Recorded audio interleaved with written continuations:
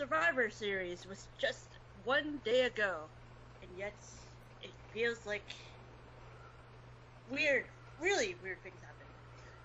So, and wow, this is my really first time introducing this. So I am the 4-time booking champion, I'm still gonna call myself the modern day Maharani, Lady Fortune. I'm being joined by the realest guy in the room, Craven Graven. How's it going, guys? And the former champion, the Queen of Hearts, TheMedievalMassacre. Hey, I'll take it. Oh, man. I feel like before we heavily dig into this, if you don't follow us on Twitter, you won't know why Lady Fortune introduced this episode. So... We haven't recorded in a while, have we? No, so It's this been is... about 4 months. So this is the show's over for TLC. When was the last... Okay, so my background's never going to change, because I have it stuck as a picture. I'm actually on YouTube right now. I'm going to go into my Book It playlist. When was the last one that we did? We did... Nope. Okay, we did predictions... Oh, sweet baby Lanta.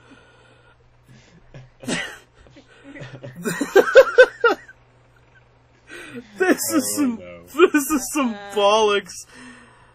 Oh, when did we post this? What would you guys do if we would have... August. Right. This was the predictions November. for SummerSlam and NXT TakeOver Brooklyn 3. Oh, and that was when you still won, right? Yeah. Yes. Yeah, so it was after SummerSlam that Lady Fortune started taking over. And has got a pretty good streak going on right now. And my streak continues of being 1 off. So actually, we were curious on something. You have won before, right? I think it was before Book It took place.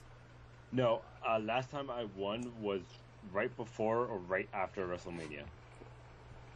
Right, because we were thinking like, oh, Clash of Champions is coming up, and I was like, can Craven even compete? Has he been a champion? I have been. And you have been, so we're fine. 6 months ago now. Oh, yeah, it's 6 months ago, and yet there's been a streak of 6 champions and then 4 for Lady Fortune, because there are too many fucking pay-per-views.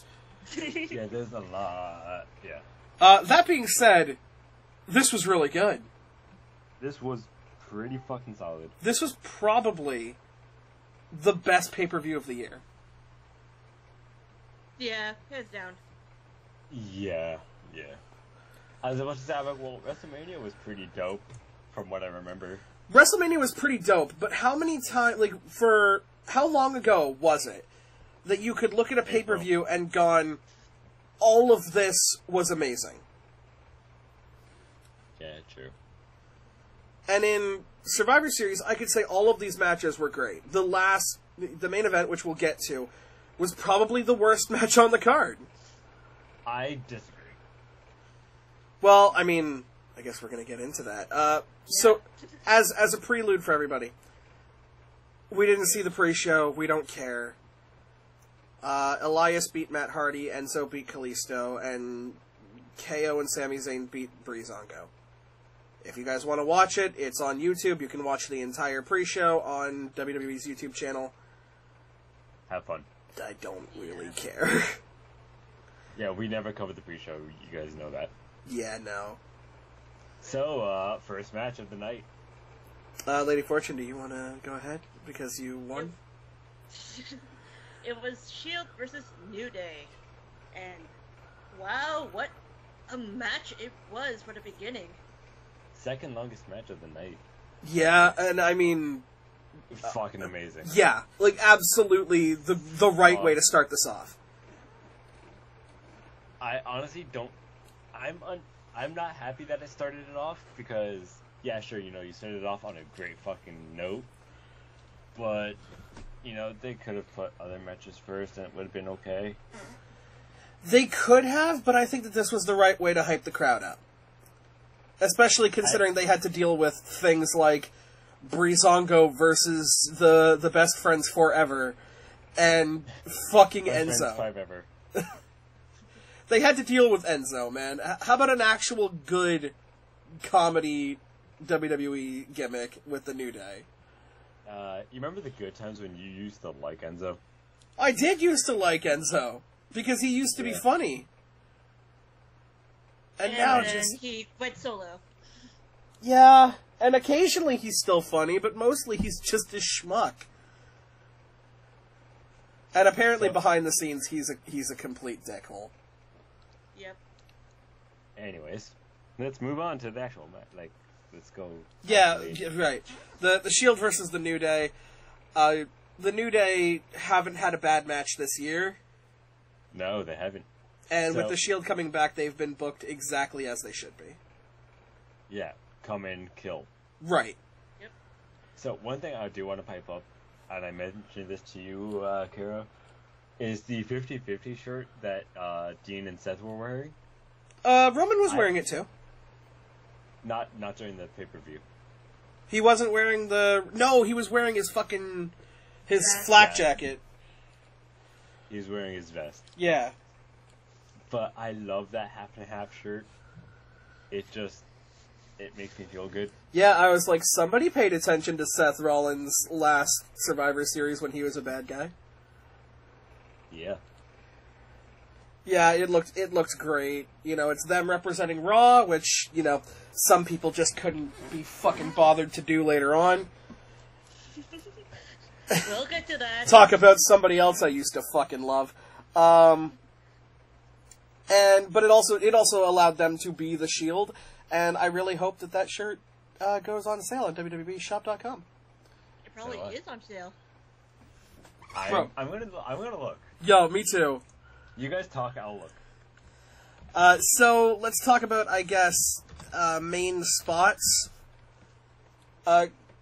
Xavier Woods looked amazing in this match. Yeah, he really, really did. Like, so you have Xavier Woods. His job in the New Day usually is to get his ass kicked. Yeah. Like, usually he gets his ass kicked and then he tags in Biggie. Biggie. And then it's not on sale. They run wild. I do love how they have $10 tees, though. Yeah. We are not sponsored, by the way, at all by WWE. There's no way. That being said, yo, WWE, if you want to sponsor me, I will fucking take that. Yeah. Like, I don't know anyone who wouldn't. It's like, yeah, no. Yeah, it's like, oh, this, like, mega corporation of wrestling wants to fucking, like, sponsor you. So, anyways. Yes. The Shield doing the Unicorn Stampede. Yeah, I thought that was great. The other thing I thought was great was Roman Reigns absolutely fucking refused to do it. Yeah. He was just like, I'm too cool for this. He's like, no. And when he got in, he was just like, he just backed up just to just kind of show the fucking crowd, like, I'm not doing this. There's no way. Yeah. What else was like? Oh, the double, Xavier. the double, big ending. The double midnight hour. Yeah, to Seth and Dean. Seth and Dean. Just honestly looked amazing. Yeah, I was gonna say because they've already counted the big. Oh my god, now I did it. They've already counted the midnight hour once, so I figured when it was going to happen again, I'm like, no, it's gonna be. Yep, exactly. Yeah. I like how they kind of went like mediocre guy, big guy, big guy. Yeah. Yeah, well, I basically said these two are the exact same team, just one of them's played for laughs and one of them's played straight. Yeah. Because you've got your, like, super technically sound guy, in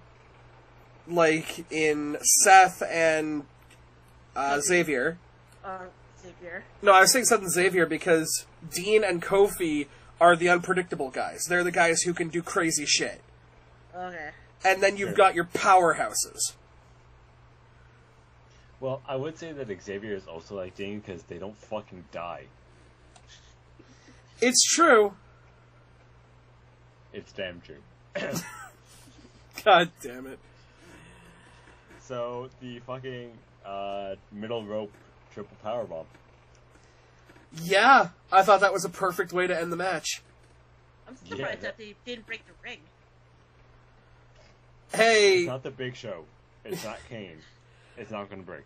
if they could stick all fucking 10 of those men on that fucking ring was easily, superimposed. They were like, we've had this ring break way too many times. We're not doing this anymore. Months. Yeah.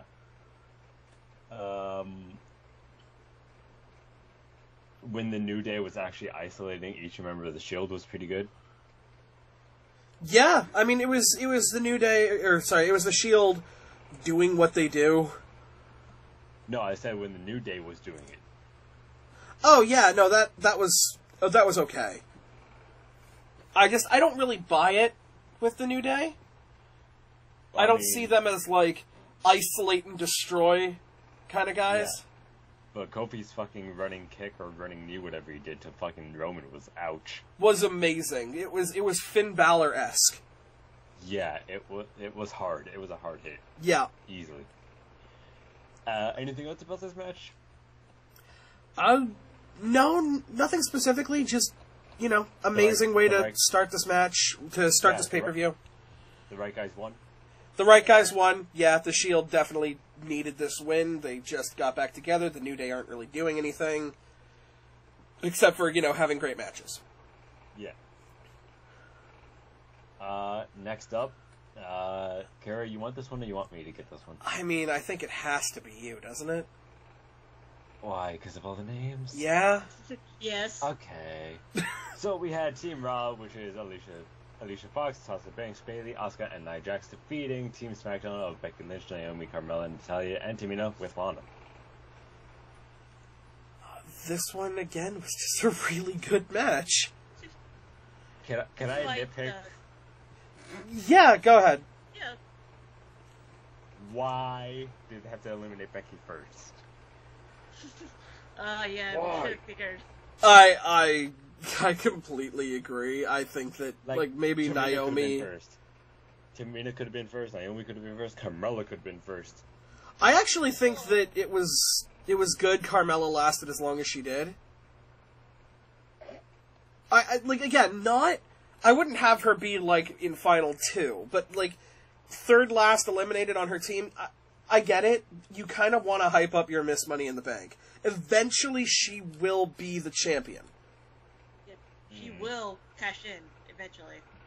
We just don't know on who. And so, I want to... Yes, with me.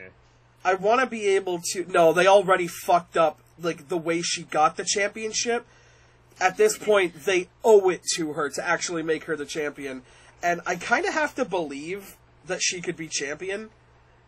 So I want to see her outlast, former, SmackDown Women's Champions, like Becky Lynch, like Naomi, Like Natalya.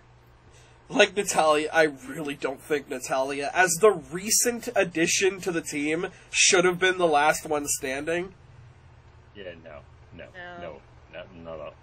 No, I do think Becky should have gone before last, but maybe see Naomi be, the last one standing before they lose.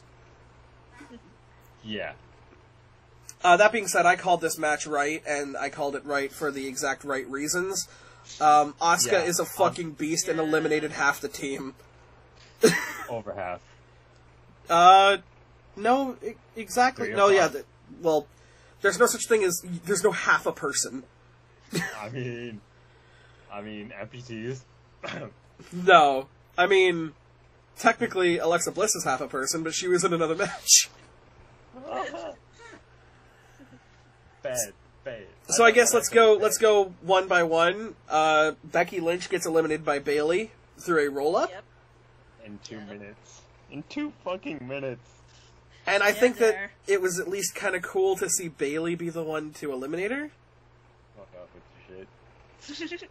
But then... Hey, but then Bayley gets eliminated next, so... Bayley gets eliminated by Tamina. In over double the time, just saying. In fucking... Tamina gets an elimination. Okay. Yeah. Got big plans for Tamina Snuka, do you? Apparently she kind of did get another elimination-ish. Lana did nothing in this match. That'd be distraction. I mean, kind of. Yeah, very minor distraction to cause Nia and Tamina to spill through the outside, and Tamina wisely, question mark, counting Nia Jax out. I actually really like this. One of the guys that I follow that used to work at What Culture tweeted out, like, she did the everybody who ever played a wrestling game on hard difficulty thing, which is beat the shit out of them outside and run in at the count of 9. I just realized, by the way, that I should probably be looking at my tweets. Let me see what I've got here. Alicia Fox gets eliminated next by Naomi. Yeah, with the second roll up of the fucking match. That elimination. Ooh. Hysterical. Yeah. So, fair play to the referee. Mm-hmm. Because he counted the 3 accidentally, but continued with the shoot count. Mm-hmm. And he was like, no, I counted this. Okay, again, I fucked up, but I counted it, so she's eliminated.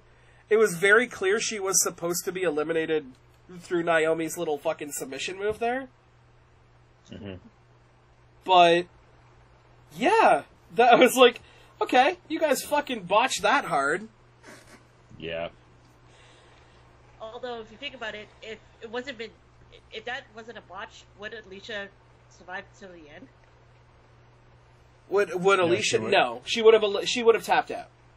Yeah, she would have tapped out to the Naomi's submission, whatever the fuck it's called. It was very clear that she was supposed to get eliminated at that point, but the ref counted the 3 count when he shouldn't have. Yeah. And thank you, by the way, wherever crowd they were in. Where were they? Somewhere in Houston, Texas. Houston, Texas? No, they weren't in Houston, were they? They were in Houston. They were in Houston. Booker T's home. Okay. Well, thank you to the Houston crowd, by the way, for not derailing the match with "you fucked up" chants. I hate it when the fucking crowd do that. Yeah. Like, yeah, we get that the guy fucked up. We saw it. You saw it. Let's move on. And then Naomi gets eliminated with no timestamp. Yeah, there's no timestamp. We're looking at the Wikipedia article right now, and there's no timestamp for when Naomi gets eliminated. I'm pretty sure it's like a minute or so after Alicia Fox. Yeah. Or maybe like immediately. I think it was like immediately. It was like immediately, because Sasha comes in and locks Naomi in the bank statement, and she taps out like a bitch. Yeah, so maybe they just included it as 11 minutes and just moved on because they're lazy. So the remaining members of the team are Sasha Banks and Asuka on Raw, Carmella, Tamina, and Natalya on SmackDown. Yep. I would just like to say that Carmella's ass looked wonderful in that singlet. Just, it was funny, actually, because I said that while my grandpa was around. He's like, what are you talking about? She has no ass. And I'm like, yes, but her no ass looks good in her outfit. Speaking of Carmella, she was next to get eliminated by a fucking brutal spin kick. Oh, yeah, no, like, an entire layer of skin was shaved off her face by the Empress of Tomorrow, like, with a fuck you kick. You heard the fucking crack, too. Yeah. As they kept there because of your fucking jaw. Like, Carmella, you did good. You didn't get any eliminations, but you did good. Asuka will see you out now. Yeah. And then Sasha Banks gets eliminated by Natalya. Sharpshooter. By a sharpshooter. Which, I mean, you know what? Fair play. It looked great. Natalya was on her A game today. Yeah, Natalya did okay today. And it was funny because, so Asuka was the last one with obviously only 2 people left, and they were acting like, how can Asuka beat these odds? It's Natalya Neidhart and Tamina Snuka. She's fine. This is Asuka. She eats people. She's the fucking Brock Lesnar of the women's division. Yeah. I thought she was the fucking Braun Strowman in women's division right now. No, because Strowman's been beaten. Yeah. Okay, fair enough. Asuka, they are booking her perfectly right now, and I'm like, do not fuck this up. So, speaking of Asuka, she eliminates Tamina with a flying cross armbar. Which, how can you have a flying submission move? I think it's because she spun the arm in midair. I guess. Before she landed. Maybe. And first off, that's a cross arm breaker, not a cross arm bar. Right. There is a difference.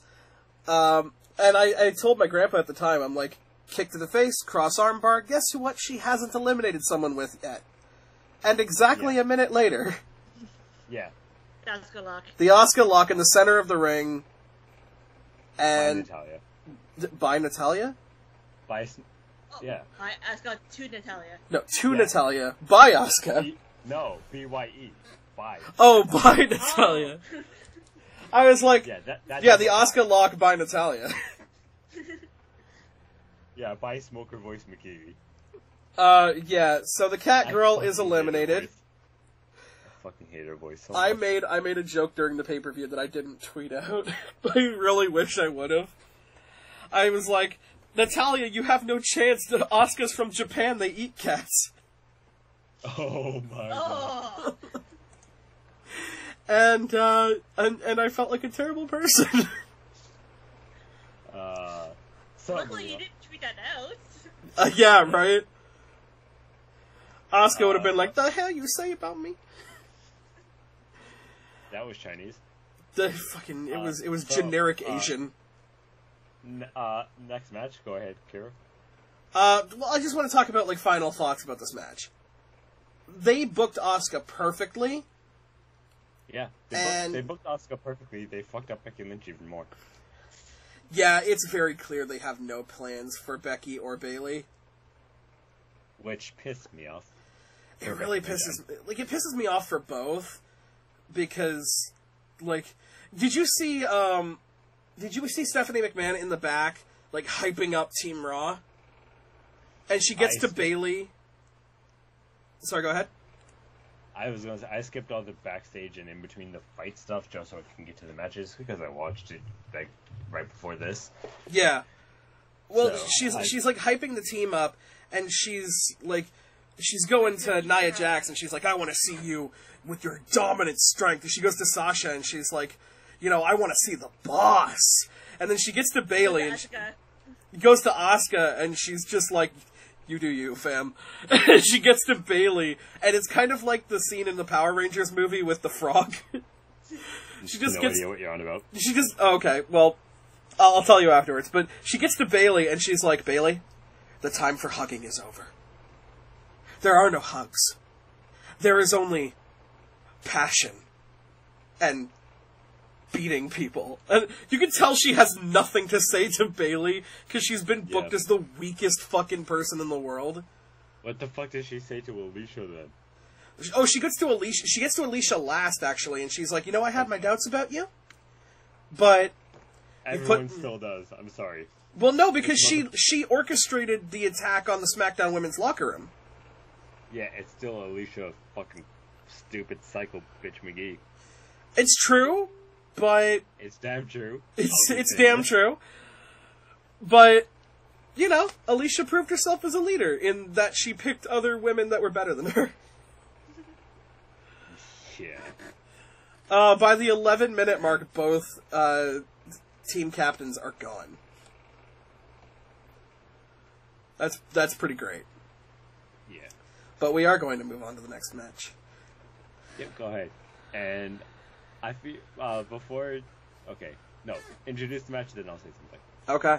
This is a United States versus Intercontinental Champion match. Baron Corbin versus The Miz with Bo Dallas and Curtis Axel.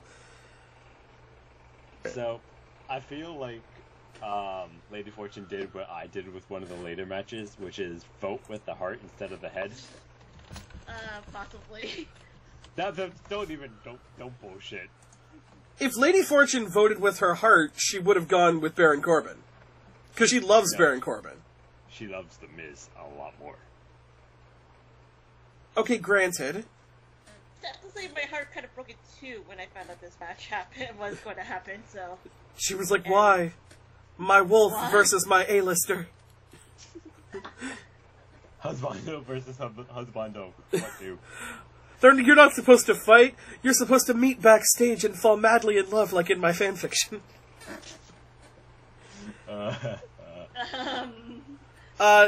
So the best parts of this match are the fact that Maurice is at ringside, and Baron Corbin continues to, like, go out to her and, like, really creepily flirt with her. Yeah. Which makes Miz look to be the babyface in this match. Right, and I said, you gotta be a real scumbag to make the Miz the babyface. Actually, I said Mix. Just realized that, by the way. But to make Miz the babyface going into this match. Yeah.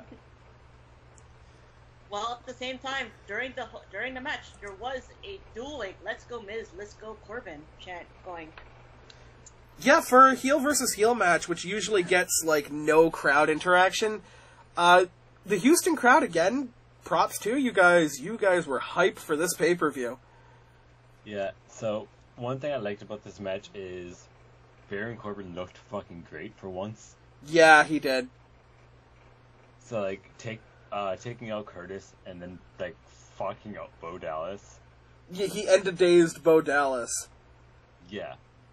And, like, normally when that happens, like, okay, he beats up Bo Dallas and Curtis Axel, but then The Miz hits the skull-crushing finale and wins. Yeah. And it's like, no, Baron Corbin ate you. Yeah. So I feel like this was a right man wins situation.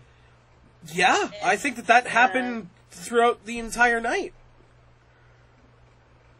It was only because, considering that Raw was up 2-0 at the point, so Corbin had to win. Yeah. SmackDown would have been really weird. Yeah, like, it would have been great if it actually was just total dominance, like Raw just completely shut SmackDown the fuck down. I mean, if you looked at my fucking predictions, which I realized after I made them all, I only voted for SmackDown twice. I think I only voted for SmackDown twice as well. No, 3 times. 3 times? So, Yeah. once was Corbin. You said Corbin. You said Team SmackDown. Team Male SmackDown. Yeah. And derp. Moving on. That's it. Yeah, sorry. And so that was stupid on my part, because, yeah, obviously it was gonna, spoilers, tie up before the end of the match. Yeah, that's where I started realizing, too. I'm like, I just fucked myself up. Well, I made sure to be kind of equal, even though I was really surprised how equal I was. Yeah, you did pretty fucking solid. Well, I mean, there's a reason she's champion. No. And speaking of champions, The Miz gets ended-dazed in the middle of the ring and is pinned by Baron Corbin, which was the right thing to do. The Miz, obviously, right now is in his enhancement talent stage of his career. Yeah. Like, where he makes other people look good. He just needs to, he pretty much just needs to help the other talent out. Yeah. Well, yeah, because The Miz can get over on his own just through his mic skills. Yeah. Whereas Corbin's not that good on the mic, he kind of needs the win. As proven by saying, my hand went up and your mouth went shut, which was great. I loved it. And then he turned it to the WWE Universe and they went at home. I'm like, and you fucked it. Yeah, you fucked it. You really did. Like, okay, so I hate post-match interviews. I hate I hate, like, they're really stupid. But with this, I don't think this had to be an interview. I think this just had to be Baron Corbin getting a mic. And just being like, when my hand went up, your mouth went shut. And then just, like, that's a mic drop line. Yeah. But Baron's learning. That's the thing. Yeah. I think this is a great point in Baron's career. I see him as I see him as a WWE champion one day. I will say that right now. I could see that. Yeah. Although he still has a way to go, though. He does. Yeah. And I think that this United States title run, number one, I don't think it's going to be his only U.S. title run. And number two, I think it's going to really help his career and help him learn how to do a promo. Yeah, so, Lady Fortune, hit us up with the next match. It's another Champions versus Champions match where it's now the Bar versus the Usos. At least now they actually have a tag team name. Yeah, but they won't announce them as it. Well, no. But they announced them as Cesaro and Sheamus, but it sucks. Yeah, but, you know. Okay, so can we get the elephant out of the room out of the way for this match? Sheamus and his mohawk. Oh yeah. God, the silver tips, whatever the fuck. What the fuck did you do, you sunburned zebra-looking motherfucker? I didn't mind it. I thought it looked okay. It would have looked okay if he didn't separate the pieces. I thought it looked like he was cosplaying as like an albino Sol Galeo. Did you guys just hear the Pokemon just came out? I've been playing Ultra Moon so much. That's Scottish. That is Scottish. That is fucking. Oh, tiddly tea potatoes. I've been playing a Pokemon Ultra Sun and Moon a lot. And I thought I'd dye me tips red, or white, or blue. Woohoo! Now I'm a Tigger. Somebody talk about this match, I'm losing it. This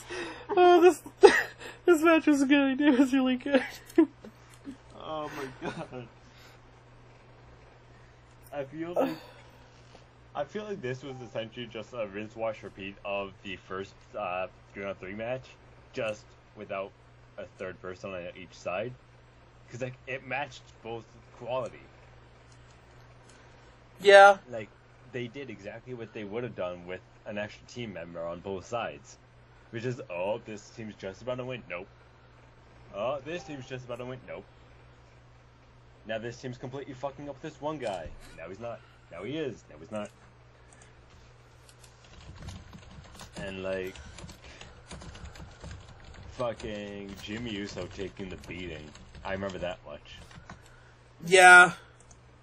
Like, holy feck. He took a lot of abuse. Yeah. And, the fucking, like, I want to call it, like, a super kick montage. And no, call it what you want to call it. It's a super kick party. The fucking commentators called it that, and I'm like, you guys are getting a cease and desist. The Young Bucks are gonna fucking kill all of you. But yeah, just like, one of the Usos doing 2 super kicks and then the fucking double super kick to Sheamus. I'm like, your head is done. Yeah. They kicked his mohawk on the inside. Like, you're going to think your phone is ringing for the next 10 hours. It really was incredible. Like, Cesaro, obviously, is probably one of the best workers in WWE today. Yeah. He is a freak of strength. Really? The Usos do a really great fast-paced match. They work well together, obviously. Nobody came out looking bad here. Like, one thing I just kind of noticed is, like, going back to the 3-on-3 match with the Shield and the New Day, is essentially, like, slow and meticulous versus fast-paced and upbeat, I want to say. Yeah. And then you tone down to the Usos versus the Bar, and it's the exact same thing. It's the slow and meticulous versus the fast-paced and upbeat. Right. Both upbeat teams happen to be on SmackDown, interestingly enough. Yeah. Yeah. Well, I mean, like, it's where Raw is where you go if you want to see, like, the powerhouses. Vince loves his big, sweaty men. He does love his big, sweaty men. And then SmackDown is a more lighthearted show. A lighthearted. Lighthearted. I'm sorry, I'm still back in Ireland. Except for when I'm in Scotland, I don't know the difference. I'm sorry to any of my Irish and or Scottish viewers. So, this would be... I guess I get this match to introduce? Yeah, you get this one, I get the next one, and then let's see if Lady Fortune can get through all 10 names. I'll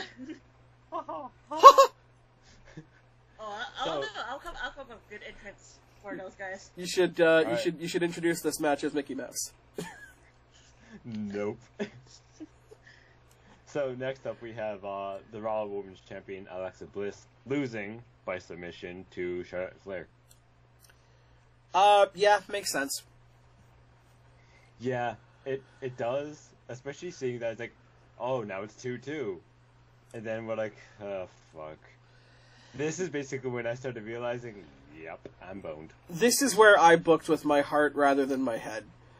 Yeah, I even mentioned that to you guys too. I'm like, this is where I'm like, I thought, okay, honestly, not only did I book with my heart instead of my head, like, more so, is I also thought Alexa Bliss could play dirty and get the win. That's what I was also thinking, is like, you know. Yes, but then you forgot she's the daughter of the dirtiest player in the game. Yeah. So, I don't really think Alexa Bliss really stood a chance in this match. That being said, she did a hell of a lot better than I thought. Yeah. Well, I was gonna say, like, yeah, sure, you voted for your heart, but, like, Alexa Bliss, I honestly think still could have won this match. Oh, yeah. But, like, obviously, as I mentioned, seeing it being 2-2, and then knowing that AJ Styles and Brock Lesnar was to come, I'm like, okay. Yeah, this one's going to Charlotte. Yeah, I'm like, they're gonna make it this, and then they're gonna do that, and then fuck me. Especially considering the other of the four horsewomen look like bitches. Yeah, I basically, like, this is where I got shackled. Yeah, like, Becky Lynch eliminated first, Bayley eliminated second, and Sasha eliminated by Natalya. Yeah. Like, oh, fuck, yeah, you do kind of have to give this one to Charlotte, don't you? Yeah. How great would it have been, though, a run-in by Ronda Rousey? I would have loved, honestly, if Carmella cashed in.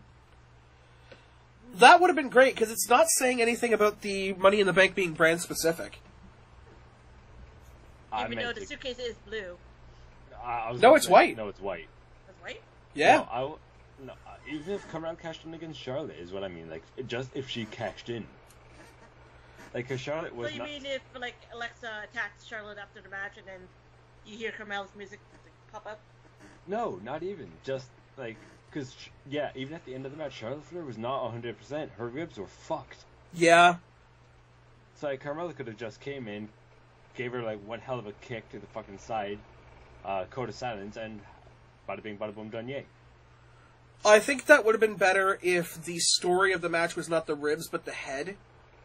Like, if Alexa Bliss was wearing down the head because of that, like, snap DDT that she's got. Yeah. And then it's like, you know, Charlotte wins, but you can see, like, she's clutching her head, she's kind of dizzy. And then Carmella comes in with the Code of Silence, which attacks the head. Yeah, and neck, but... You know what I mean. Yeah, I know what you mean. Not much to really say about this match, though. No, it was really good. Yeah, like, meh. It's clear that Charlotte is probably the best wrestler out of the four. Like, out of the four horsewomen. Yeah. Probably not the best character. I'd still give that to Sasha as a heel. Yeah. But the best wrestler of the four is definitely Charlotte, deserves to be champion. Alexa Bliss is always fun to watch. She's got her little fucking tantrum that she does. Well, okay. You're slipping into your fan fiction world. Stop it. No, she still does her tantrum, and it's great for her character. Yeah, it's great for her character. Yeah. Now, the fact that I'd fuck her during one of that tantrums, that's just me. But that's what I was thinking. Yeah. both women looked strong, and I think that's one of the big things, like one of the big factors of Survivor Series, is that despite the fact that someone wins in the end, everyone looks strong. Yeah, and when you were saying that the last match was your worst match of the night, I'm saying that this match was my worst match of the night. I could see that being interchanged. Yeah, it's just like it could like some of the spots were just really clunky or like not put well together. Yeah. Well, to be fair, at the same time, this was like last minute. We didn't really know Charlotte was going to go into this match until like Tuesday. So let's yeah. go ahead and introduce that match. The WWE champion, the phenomenal AJ Styles, versus a sentient trash compactor by the name of Brock fucking Lesnar, with the best manager in the history of managers, the best talker in the fucking world. So you skip the backstage segments. Yeah. But Paul Heyman got interviewed in the backstage, and I saw that. It was fucking amazing. Like, me and my grandpa shut up during the whole thing, and then by the end of it, we just kind of looked at each other, and it was the look of, like, yeah, he's great. Well, like, I saw that he was being interviewed, no idea what the fuck he was saying. Essentially the same thing as, like, he said the word phenomenal enough times that if you played a drinking game, you'd be dead. You know, he's like, yes, AJ Styles is phenomenal. So many things are phenomenal. You know, Houston is phenomenal.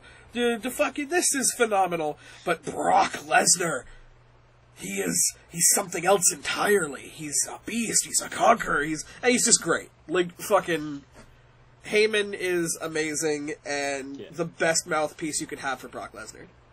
Yeah. That being said, this match was exactly what you thought it would be. It did the thing that I am starting to hate with Brock Lesnar matches, which I'll get to. And I know you're going to hate me for still bringing this up. AJ did damn good in this match. He did. Regardless. Yep. For being an AJ Styles, a mere mortal man with mortal bones and blood in his body, instead of diesel fuel and fucking adamantium limbs. Yeah. He did well. There was two things AJ did that I would have done different, which is when he originally got Brock Lesnar down, I would have went for a calf crusher then. And then when he actually did go for the calf crusher, and I started seeing him lean back, I'm like, you're fucked. You fucked up. And then that just, like, the dinging of his fucking fragile skull off of that, and I still say reinforced ring. Yeah. Like, you know what it reminded me of? It reminded me of that scene in The Avengers. Never seen it. Okay, so for my viewers out there who, you know, actually watch movies, it's the scene in The Avengers. Yeah, I know what scene you're talking about. Yeah, where the Hulk grabs Loki and just dings him back and forth. Yeah. Puny God. Like, yeah, that. Yeah. Was just like, fuck you, fuck you, fuck you, and die. Yeah. Although, in this case, Loki kind of fought back a little bit against the Hulk, but... Yeah, and AJ Styles fought back a little bit against Brock Lesnar. Yeah. And then the infamous F5 done. Yeah, one F5 done, which Craven hates. I personally like because it protects the F5 as something that, like, when someone kicks out of it, it's huge. But, like... And that's how a finisher should be. Yes, but the part that, like, gives me a thorn is just... It's that like the protection started happening so recently. Like it's not as if it's like always been protected for as long as he's been Universal Champion. Nope, it's been protected for like since WrestleMania. Yeah. Since WrestleMania, that's when it started getting protected. Since he beat Goldberg with it. Right. That's when it was just like, yep, it's the untouchable thing. Nobody can ever... Nope. But I get it, man. Like, he got beaten by Goldberg, and then he had to power up. He had to go in the hyperbolic time chamber. He had to train with the weights on, right? He brought his son in there just to beat the shit out of him. He had to attain legendary Super Saiyan Brock Lesnar. And only a Super Saiyan God Super Saiyan can beat him. Which we haven't figured out who would that be yet. Nothing. We've got fucking nothing. Nobody. Oh, even though rumors are it might be a certain somebody who's not wearing a Raw shirt. Are you thinking it's Shinsuke? I said no, I said not wearing a Raw shirt during his match. Oh, you're thinking it's Cena? Roman Reigns. Oh, Roman Reigns. I was thinking Braun because Braun wasn't wearing the Raw shirt either. Or he ripped it off, if anything. Let's talk about some fuckers who didn't want to show up to work dressed properly. I believe I need to introduce this match. Please do. While bringing up my tweets about this match. So this was Team Raw, which consisted of 4 guys in Raw shirts and a Triple H, versus Team SmackDown. 3 SmackDown shirts, 1 Shadow Mac jersey, and 1 green Cena. Really? Okay, so I loved your tweet. Don't get me wrong, but listening, or not listening, but seeing Craven's messages while he was watching it today, where he's like, "Hey, Team SmackDown, blue, blue, blue, blue, bright fucking green." Cena could not be fucked to show up for work on time and actually, he's like, "Shit, guys, do you have one of my jerseys from the merch table?" Okay, cool, I'll just use that. Like, when I put in bright fucking green, my thought was like hearing that's the John Cena's like background theme. So bright fucking green, bright fucking green. So Cena being part of any team makes no sense. Nope. He's a free agent. He's not signed to any team. Nope. So this just came off as like first person to Cena gets him. Well, what I loved is when Cena was, or loved, is when Cena went to SmackDown. He's like, well, you know, fucking you guys are going to get fisted by Raw, so I'll help you out. and then, yeah. And then they get fisted by Raw. Yeah, they got fuckered. So, by the way, guys, do you like your indie wrestlers? That you saw grow up in NXT and flourish and become NXT World Champions? Well, they're both killed by Braun. Yeah, and then the next one's killed by Cena. Yep. And then the other one's killed by Orton. Yeah. So, fuck you, I guess. So, I will say, just like the women's match, why Shinsuke first? Yeah. And just like the women's match, why Bobby second? Yeah. Like, I would have honestly loved it if John Cena was first eliminated.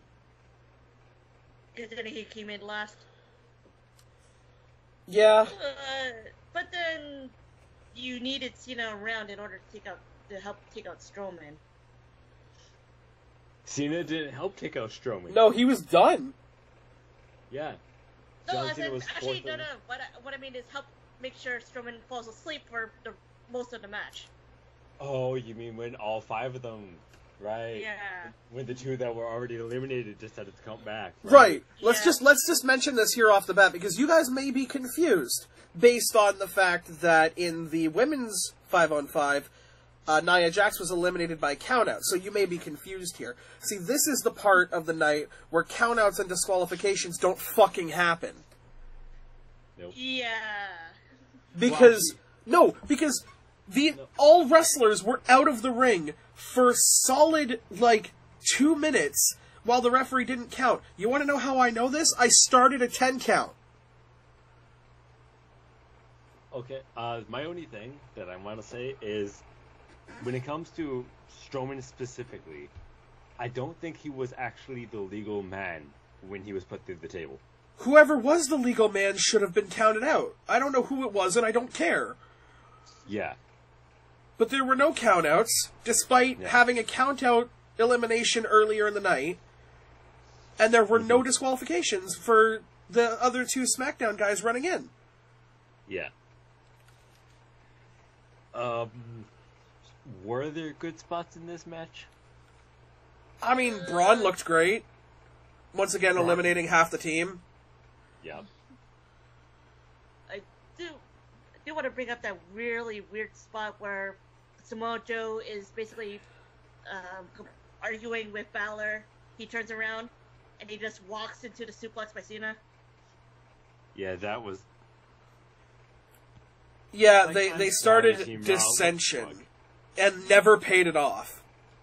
Yeah. What the fuck was Team Raw thinking, having 2 people who hate each other, and fucking Strowman who doesn't get along with nobody? Yeah. And not to mention, there's the other 2 that did not get along with each other, and look what happens at the end. Yeah, that was a bit... Although, I think it was funny to see, Cena and Orton, and they're like, yeah, buddy, are you ready to go? Let's go, friend. We're gonna work together. And I'm like, so we're just gonna go ahead and ignore the John Cena versus Randy Orton feud that's been going on for, 25 years. I mean... Including that time, where he punted his dad in the skull? Twice. Well, they did bring up the history with Triple H and Orton when they were fighting. So. Oh, yeah. This dates all the way back to Evolution. Oh, so you guys got a memory of Evolution, but not a memory of one of the most, profiled feuds in the history of your company, Cena and Orton. I mean, at least John Cena Sr. wasn't fucking sitting at ringside. He would have gotten the shit kicked out of him, too. Fucking... Or at least eaten by Strowman. Worthless fucking match. So, Samoa Joe gets beaten by Cena. Thanks for coming. At least he takes 2 attitude adjustments for his trouble. Well, actually, an attitude adjustment, coup de grace and an attitude adjustment. Yeah. So, Joe looks great, but is eliminated early. Yep. So, cool for you. And then... Well, we say early, 18 minutes. And then Kurt Angle... With the angle slam, and the angle slam. Well, no, the angle slam. Oh yeah, this was the coup de grace. Angle slam, coup de grace, angle slam. Yeah. And then Cena's beaten. And then it's down to Super Cena. Yeah, then the invincible Super Cena is finally beaten by that. Yeah, by Kurt Angle. By a man with a broken neck. They should have gave it to Balor. He was still around. That'd have been great if they would have given the fucking elimination to Balor. Well, I kind of liked, in a small sense, that they gave it to Angle because, the history that John Cena and Kurt Angle have. Give Kurt Angle the elimination over Orton. Because again, no one gives a fuck about Orton. So give him the elimination over Orton, and instead give Cena to Braun, or give Cena to Finn. But Finn, Shinsuke, Joe, and Bobby did nothing. I like Randy Orton.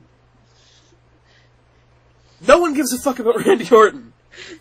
Oh, but I wanted Orton to be the sole survivor instead of what happened. I wanted him to... Even though it made sense for Shane to be the last one. But still. I like Randy to be good. Randy is eaten by Braun Strowman, and then the shit happens. It's Shane on his own, very reminiscent actually of last year's. Was it last year's Survivor Series that Sting debuted? Yeah. Yeah. No. Two 2. 2 years ago. 2 years ago. Very reminiscent of that, where it's like this guy who very clearly isn't going to beat these 3 men has to go against... No, yeah. It was Dolph versus 4. No, it was Dolph versus 3. Dolph versus 3? Yeah, it was... I'm going to go back. It was Kane, Seth Rollins, and I want to say Orton. Probably. It would have been Orton. No. Kane, Seth Rollins, and it was another big guy. Batista? No, because he wasn't part of the Authority. It has to be Orton, because Orton and Rollins were kind of feuding sometimes. Hold on. Was it really? Kane, Seth... It was 3 years ago. Jesus. No. Jesus. Yeah. Can't be. So it was Dolph Ziggler versus Kane, Luke Harper, Seth. Yes. Oh, okay. Main eventers Luke Harper and Eric Rowan. Yes. Oh yeah, Rowan was on the other side. Yes, he was. And so this was a thing that happened, and then Sting showed up and helped Ziggler get that final win over Seth. I forgot this happened. So this was very reminiscent of that. The only difference is that nobody showed up and nothing good happened. Oh my god. Can I pipe up something super quick? Sure. So looking back at 2014 Survivor Series, it's just like elimination number 7. Elimination number 6. Wrestler, Big Show, Team Cena, eliminated by himself. Yeah, because he turned heel for the 400. Voluntarily counted out. Yeah, he hedged his bets. Because he was like, if my team loses, then everybody gets fired except for Cena. But if I help the Authority, then I keep my job. And if my team wins, then I stay employed anyway. Yeah. So he hedged his bets and he knocked out Cena. But we're talking about this year, where Shane McMahon went the distance. He went the distance against Braun Strowman, Triple H, and Kurt Angle, where Kurt Angle got pedigreed by Triple H, and that's the only reason Shane got an elimination. Mm-hmm. And then Triple H was like, am I in cahoots with Shane McMahon? Are we both gonna beat Braun? No, we're not. No. Although that stare down was like really long. Yeah, that went on a little too long. The whole fucking bit went on for too long. Like the whole... Okay, so, Triple H pedigrees Shane McMahon and wins. Braun and Triple H are the last two standing. And they do this, like, arm raise thing where Braun looks at him like he just said his cat smelt funny. And, like, he's just looking at him. The whole time, and Triple H is just smiling and he's like, yeah, we won, buddy. I'm going to lift your hand. Oh, let's face this side of the crowd. I'm going to lift your hand. And this just happened for fucking way too long. Before he starts choking out Triple H. And he's like, don't you ever do that again, or else you'll never play this game again. Which, first off, that's a great line. Braun Strowman knows when to end it on a great line. Fucking Baron Corbin, take notice. Yeah, Strowman grabbed Triple H by the throat and wanted him to never try something like that again. Or you'll never play this game again. Yeah, that was that was good. Yeah, that was good. Good, yes. And then Triple H, the nearing 50-year-old grandfather, decides to attack Braun Strowman, Braun Strongman, from behind, and he's like, yeah, I hit you. And Strowman's like, yeah, you certainly did, Granddad. Let me show you how this works. Yeah. And then he running power slammed him twice. Like, if you're going to attack Braun Strowman from behind, two things. Number one, make sure that you've got more force behind you than a blow-up wrecking ball. And number two, hit him in the nuts.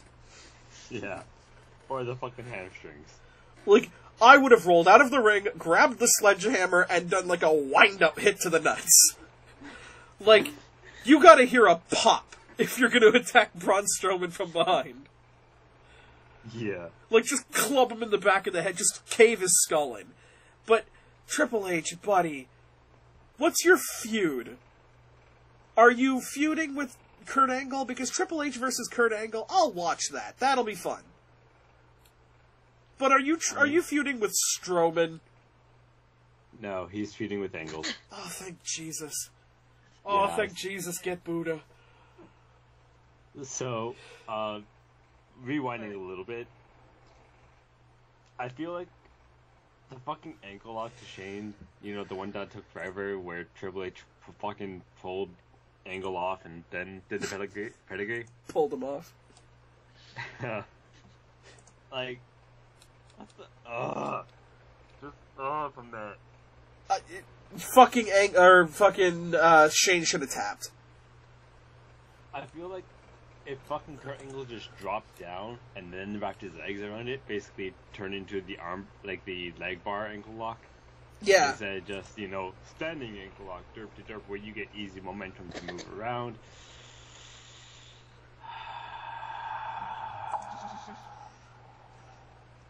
Yep. And then just do the pedigree after the match, after it's all over, done with, instead of the whole, oh hey, I'm just gonna pretend I'm gonna ruin you guys. Oh no, I'm not.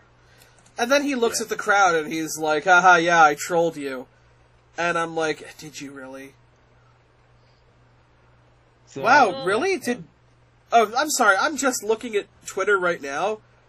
Paige made her return? Yeah. Wow. Should have done that at Survivor Series. Yep. Should have been the 5th member instead of, like... Alicia Fox. No, not Alicia Fox. Alicia Fox was the... I don't care. Was the team captain. I still don't care. It doesn't matter if you care, it's still wrong. She should have been the last member instead of Natalya. She could have got jumped and eliminated. She could have got jumped and, like, unable to compete. She should have been there instead of Natalya. She's on Raw. Yeah. How could she be there instead of Natalya? If Natalia's Team SmackDown. Yeah. No, I'm saying that when Paige came back, she should have gone to SmackDown. That's it. Because Paige was never really on a brand, because she was never around during the brand split. Well, she's always showed herself on Raw, though. You She say she's could like... be a free agent, maybe. Yeah, she's a free agent. Like, that's what you say when you just want to do whatever you want with someone. Yeah, John Cena. Exactly. Or, you know, when you want to be a part-timer, Johnson. Or, you know, when you don't have a lot of work to do because you're too busy in Hollywood. Johnson. Johnson. When there's something strange in the neighborhood, are you going to go? John Cena. Anyways, what the fuck's the next pay-per-view? Clash of Champions. Is this a Raw or a SmackDown? SmackDown. December 17th. Oh boy. Oh boy. So wait, does that mean December 31st is the next Raw? No. I think they're only doing one pay-per-view. Jesus. You could have waited until after the recording for that. Nope. I think they're only doing one pay-per-view, considering there's also a tribute to the Tubes as well. Yeah. There's just a lot of stuff. December's a busy month for WWE. Barf. Yeah, NXT TakeOver Philadelphia is happening on January 27th. And in 2028 would be Royal Rumble, I think. Yeah. Right? Yeah. I think so, yeah. It's weird to have them so close by. Yeah, thinking about that. I mean, the Royal Rumble's in 2 fucking months. What? And then, the WrestleMania is happening on my grandpa's birthday. Oh, that's gonna be dope. Yeah. Alright, so, closing notes, anybody? Best pay-per-view of the year. Yep. Like, absolutely, I From what I would say yeah. flawless, but it's not. It has its flaws. Last Hey, two just matches had a follow couple up of... on what? Last two matches kind of had their flaws, but... Yeah. I mean, this was great. Everybody looked good. The winners looked even better. This is exactly how you should book a pay-per-view. A big pay-per-view, essentially. Yeah, but even like other pay-per-views should be Yeah. this minus. Yeah. And they That's what I'm would saying, like this was an A+ show. Yeah. But then at the same time, do you guys feel like it was only an A+ show because they brought back the older guys in order to help out? Oh God, no. No. No, I'm going to change what I said. Not an A+ show, an A show. And it would have been an A+ show if Shane and Kurt would have just gotten the fuck out of the ring. And Yeah, and Triple H, to be honest. I was okay with Triple H being there because at least he actually fought for a bit. Yeah, he actually tried to help out, try to push up the talent. Yeah. Yeah, Giving them time. Like fighting Shinsuke for the bit, fighting Bobby Roode for the bit, him trying to do Glorious and then turning it into a socket. Yeah, that moment was cool, but like the reason that the match failed at the end was because the ending segments were all with these fucking old people that have been with WWE for 1,000 years, and all of the new up-and-coming future main eventing superstars were like, yeah, fuck off, I'm not going in the back. Except for Strowman.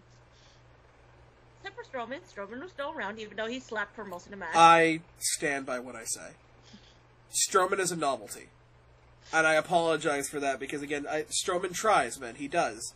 And this is nothing against Strowman. He's a novelty.